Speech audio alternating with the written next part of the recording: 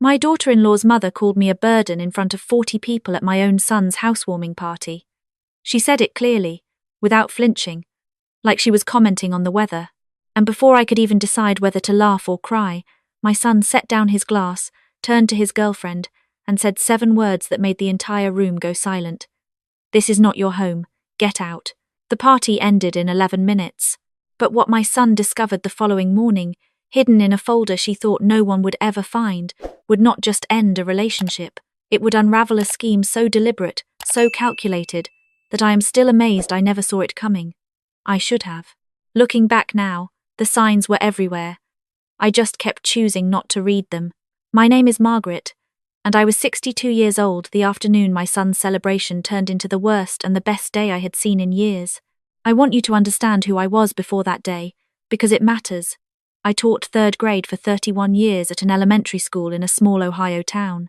I graded papers at the kitchen table every night while my husband, Frank, watched baseball on the television in the next room and occasionally yelled at the screen. We were not rich. We were not glamorous. But we built a life together, piece by piece, the way people do when they love something enough to be patient with it. Frank died of a stroke 4 years before the housewarming party.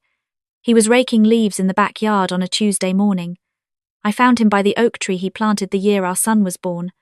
I still cannot rake leaves. I hire the neighbor boy to do it now.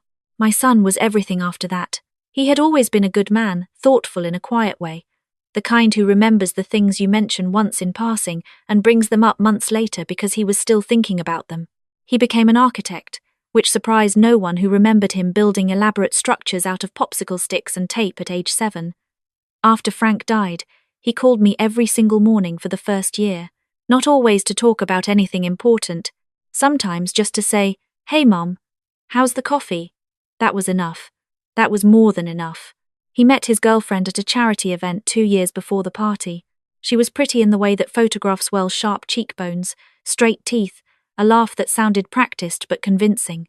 She worked in real estate marketing, which meant she understood how to present things, how to make something look worth more than it was. The first time she came to my house for Sunday dinner, she complimented my curtains and then asked if I had ever considered updating them.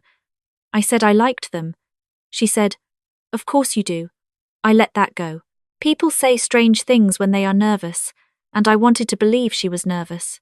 Her mother was a different matter entirely. Her mother arrived into every room like she had already been promised ownership of it. She was the kind of woman who wore perfume strong enough to announce her 3 steps before she appeared, who touched other people's things while talking about something unrelated, who smiled at you while simultaneously measuring whether you were worth smiling at. She had owned a small chain of home decor boutiques for years. She talked about it constantly, though I noticed she talked mostly about the stores she used to have, not the ones currently operating. I filed that observation away without knowing why. The first time I met her was at a dinner my son arranged so our families could get acquainted. She arrived 40 minutes late, apologized to no one, and spent the first 10 minutes telling us about a trip she had just returned from. When she finally turned her attention to me, she tilted her head and said, "So you were a schoolteacher." Not a question. A categorization, like she had just placed me on a shelf between other small, ordinary things. I smiled and said yes. She nodded the way people nod when they have already moved on to the next thought. "That's sweet," she said, and picked up her menu. I told myself she was just socially awkward. I told myself that the way she looked at my son's career, his condo, his savings, his prospects like a person doing inventory meant nothing. I told myself the small comments she made about my clothes, my neighborhood, my cooking were just a personality style. Direct, unfiltered, not malicious. I was wrong about that. But I did not know how wrong until the night everything broke open. My son had bought a house. A real house, not a condo. A house with a porch and a yard and a garage he immediately started planning to convert into a studio. He was 34 and proud in a way that moved me. He had worked for it. He wanted to share it. So he threw a housewarming party in October, the kind with good food and decent wine and people standing around in their coats because the evening had turned cool. He invited 40 or so friends and colleagues and family members. He invited me. He invited her family. I wore a blue wrap dress that Frank always liked. I brought a basket I had put together myself. Good coffee, real olive oil, a little potted herb for the kitchen windowsill, and a framed photo of my son and Frank from a camping trip years ago. the two of them squinting against the sun and laughing about something I could not hear from behind the camera. My son cried a little when he opened it. Just for a second. Then he hugged me and called me his favorite person, and I felt light in a way I had not felt since before Frank got sick. Her mother arrived late again. She came in with a bottle of champagne she handed to my son's colleague without checking whether it was the right person, then worked the room like someone settling a score. I watched her move from group to group, always touching someone's arm, always laughing a half second before the joke finished, always positioning herself at the center of whatever circle she entered. I stayed toward the kitchen, talking to people I knew, eating the little toasted crostini my son had made from a recipe I gave him. Around 8 o'clock, a group of people had gathered near the fireplace, and I was standing at the edge of it, listening to my son explain the renovation plans he had for the backyard. Her mother stepped into the circle. She looked around at everyone, then let her gaze rest on me. "Margaret," she said, and she said my name the way people say the name of a street they have driven past once and never plan to return to. "Tell me, are you planning to move in here too? You do seem rather at home." A few people laughed nervously. I felt the heat rise in my throat. "I'm just visiting," I said carefully. She tilted her head. Her smile stayed exactly where it was, which made it worse. "That's probably for the best," she said. "A grown man needs his own space. At some point, a mother has to understand when she's become more of a burden than a blessing." The circle went quiet. Not completely, there was still the low sound of other conversations across the room, music playing softly from somewhere, but in that particular cluster of people, no one spoke. Someone near the back cleared their throat. I stood there with a crostini in my hand and felt every one of my 62 years land on my shoulders at once. Then I heard my son say, "What did you just say?" He had been standing 2 feet to my left. I had not noticed him go still. Her mother blinked. "I just meant, I heard what you meant." His voice was not loud. It was something worse than loud. It was completely controlled. He set his glass down on the mantel beside him, slowly, with the kind of deliberateness that people use when they are choosing not to do something faster. "My mother is not a burden. She is the reason there is a framed photo on my wall, and a recipe in my kitchen, and a reason I wanted to have this party in the first place." He paused. "And this is not your home." Her mother opened her mouth. "Get out," he said. The same tone, not a shout. A door closing. Her mother stood there for a full 3 seconds, which felt like a very long time. Her daughter, his girlfriend, had appeared at her side by then, looking between the two of them with an expression I could not read. Not shock. Something more complicated. Almost like she had been waiting for a collision and was now calibrating how to survive it. "You're embarrassing yourself," her mother said. "No," my son said. "I'm ending this." He picked up his glass again, turned back to the group, and said in a completely different voice, "Who wants to see the backyard plans? I have the blueprints in the kitchen." And that was that, or so I thought. Her mother collected her coat and left. His girlfriend followed her outside. Several guests drifted away shortly after. The party thinned out faster than it should have, and by 9:30, only close friends remained, helping clean up and talking in the easy way people talk when the uncomfortable guests have gone. My son was attentive, warm, present. He hugged me twice before the night ended and said, "Don't let anything she says get inside your head, Mom." I drove home thinking about that. I lived 20 minutes away, in the same house Frank and I had shared for 28 years. The house where my son grew up. The house with the oak tree in the backyard and the scratch on the hallway floor from when he dragged his bicycle inside one rainy afternoon at age 9. The house that Frank and I had paid off completely 8 years before he died. I made tea and sat at the kitchen table and told myself the hard part was over. I was wrong about that too. My son called me at 7 the next morning. He called every morning, but this was different. His voice had that flat, careful quality it gets when he is trying not to say something too fast. "Mom," he said, "I need to ask you something, and I need you to be honest with me." I put down my coffee. "Always. Did anyone ever talk to you about doing something with the house? Legally, I mean. Transferring anything, putting it in a trust, anything like that?" I felt the question land somewhere behind my sternum. "No," I said. "Why?" He was quiet for a moment. "Because last night, after you left, I found something." Her mother left her bag on the porch seat when she was getting her coat. It fell and some papers slid out. I picked them up to put them back, and I saw your name on one of them. My fingers tightened around the mug. She had a document with my name on it. A property transfer form, he said. Mum, it has your address on it. It lists your house. And at the bottom, there's a signature. It looks like yours.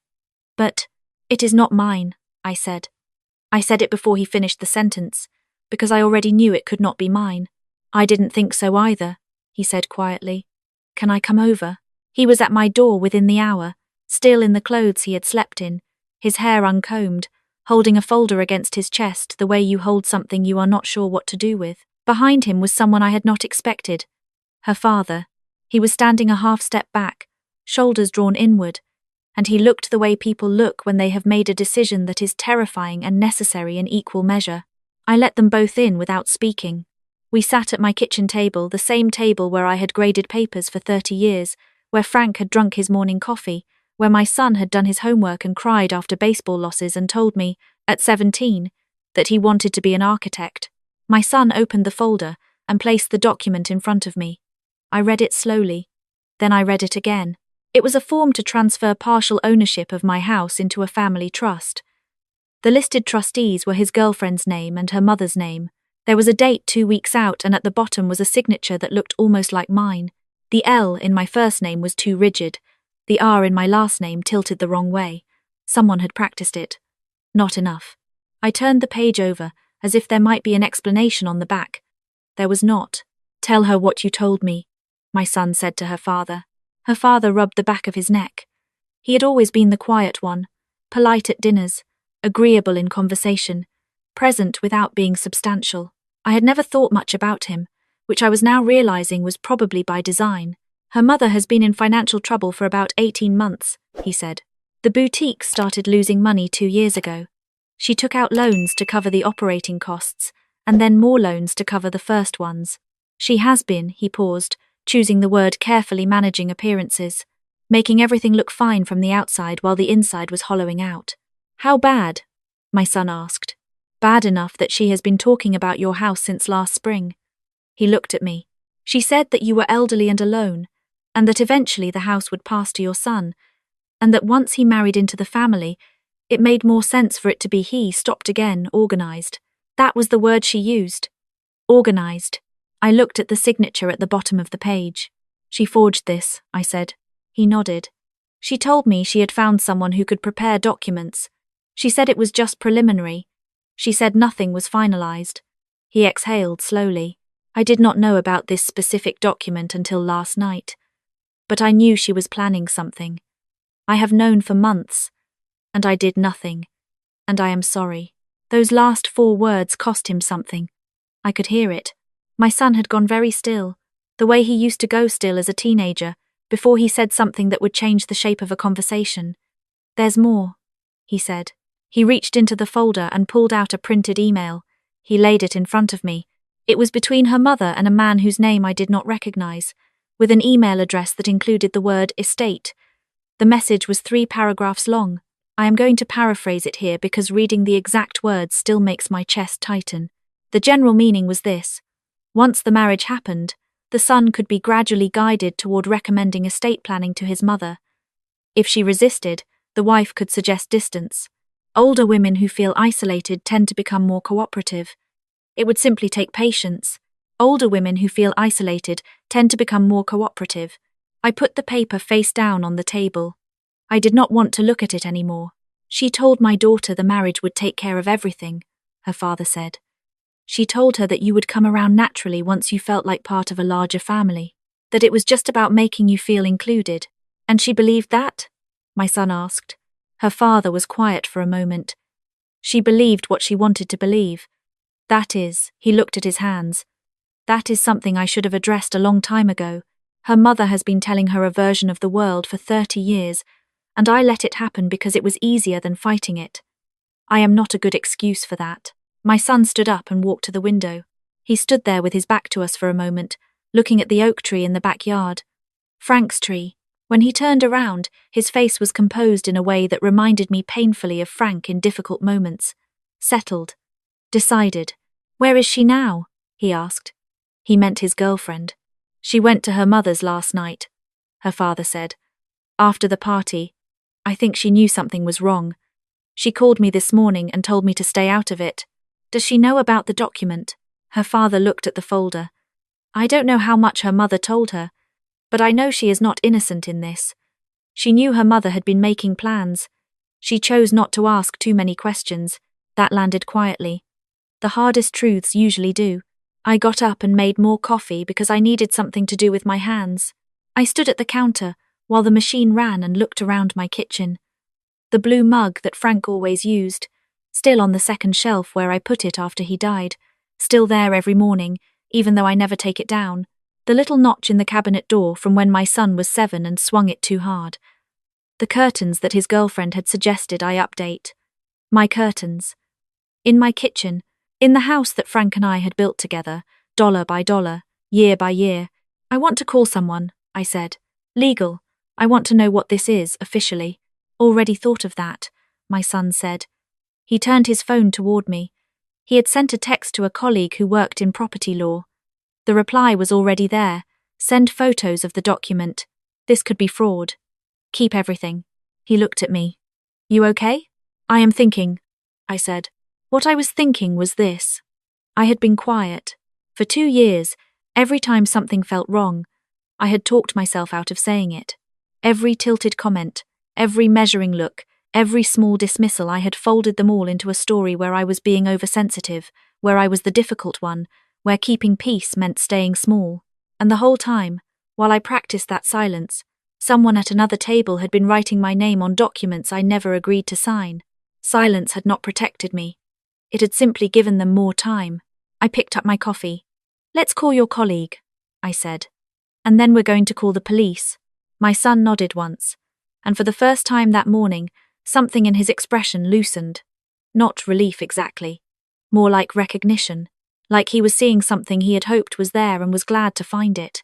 We spent the next 3 hours on the phone and at the table with documents spread out under the kitchen light. The property attorney called back within 40 minutes and used words like fraudulent conveyance and forgery and filing attempt with a calm professionalism that somehow made it all feel more real and less real at the same time.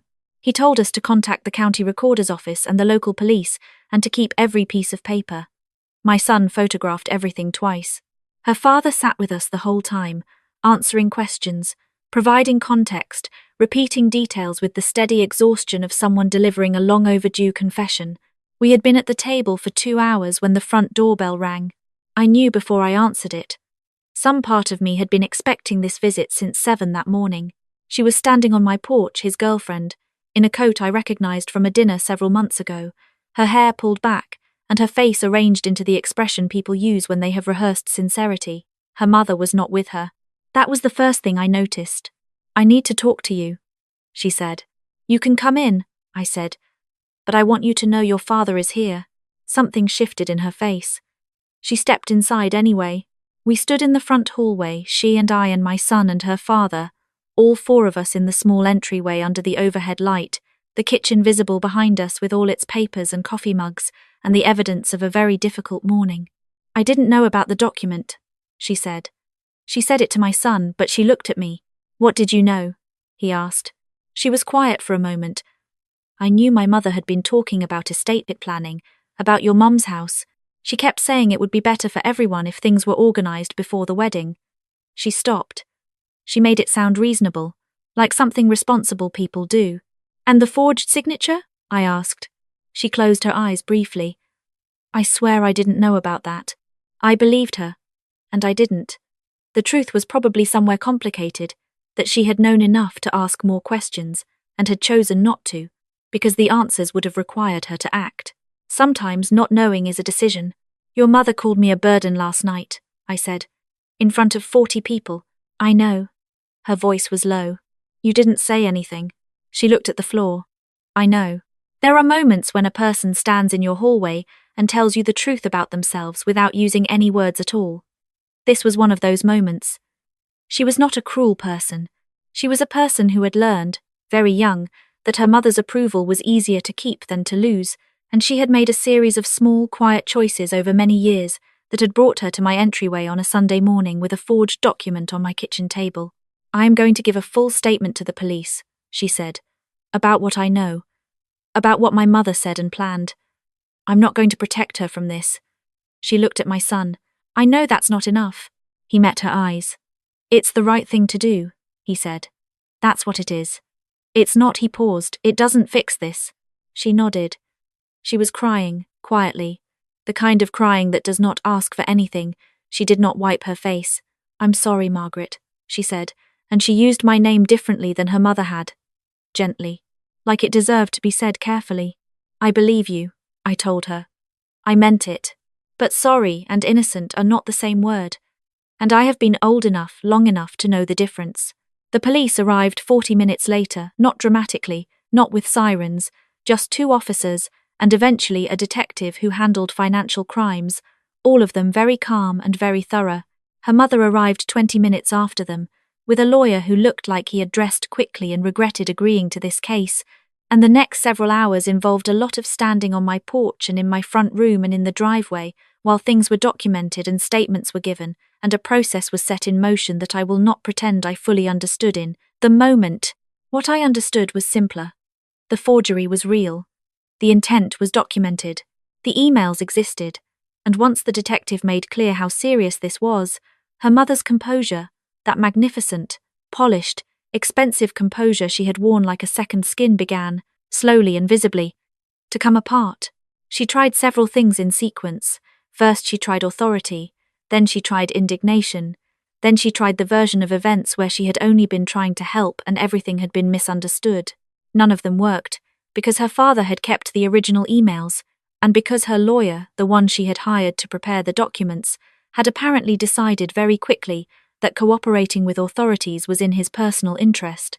At one point she turned to me directly and said, "You are making a mountain out of what was purely a financial precaution." I thought about Frank sanding the porch steps on summer evenings.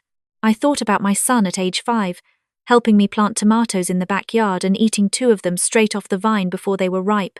I thought about every mortgage payment, every leaking pipe, every painted wall, every Christmas and birthday and ordinary Tuesday in that house.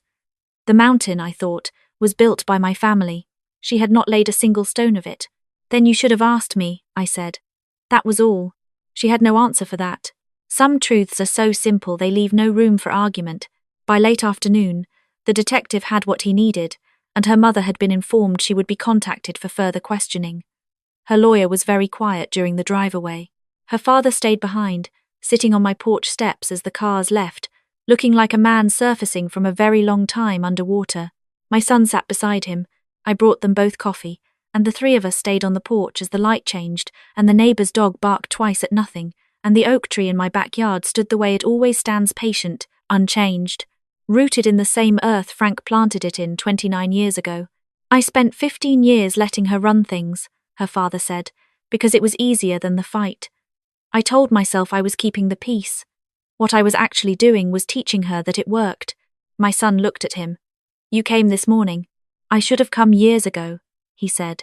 I thought about the word peace, the way we use it to describe things that are not peaceful at all, silence that covers harm, agreement that costs one person everything, stillness that is really just suppression wearing a calmer name. I had been calling certain things peace for a long time. I was starting to understand they were not. The weeks and months that followed moved in their own rhythm. The fraud case developed. Her mother's finances, once examined, told a story that surprised no one who had paid attention. Years of borrowing to maintain a surface, years of debt dressed up as prosperity, the years of looking like someone had something when really they were running low. The document my son found was part of a larger attempt, one that had been partially filed, it turned out, on a Friday afternoon before the housewarming party. Partially, not completely. Her lawyer's cooperation meant the timeline was clear, the intent was documented, and the legal consequences, while still unfolding at the time I write this, pointed in one direction. His girlfriend gave her full statement. She was not the architect of what her mother built, but she had stood in that house while it was being constructed, and said nothing. And there were consequences for that, 2 smaller and quieter, but real. Her father filed for separation. He told my son, one evening over dinner at my kitchen table, that he had been trying to remember what it felt like to tell the truth without calculating the cost first. He said it was strange and uncomfortable, and that he thought he would keep doing it anyway. My son came by every Sunday. Sometimes we talked about everything. Sometimes we watched old baseball games and I made lemon pound cake, and we sat in the same chairs we had always sat in the same kitchen, under the same light, and the world outside continued its business while we were just ourselves for a few hours. One Sunday, almost a year later, he was standing at the kitchen window looking at the backyard while the coffee brewed. And he said, without turning around, "I keep thinking about all the things I could have noticed earlier." "You noticed what mattered," I told him. He was quiet for a moment. I almost didn't. I wanted things to be fine. So I kept assuming they were. I brought the cups to the table. That is a very human thing to do. He sat down across from me and wrapped both hands around his mug, the blue one, Frank's mug, which I had started using again sometime in the past year, because it seemed wrong to leave it on the shelf when it was meant to hold something warm. "I think I understand now what you meant," he said, "about how you felt during those 2 years. Like every time you wanted to say something, there was this voice telling you to hold it in, to keep things smooth." "Yes," I said. "That voice is very persuasive." He looked at the table. "I should have made it easier for you to talk. I should have asked more." "We both learned something," I said. He nodded, and then he smiled the same smile he has had since he was small, a little crooked, a little reluctant, the kind that only comes when something is actually funny or actually true. "Also," he said, "I am having the locks changed again, just in general." I laughed.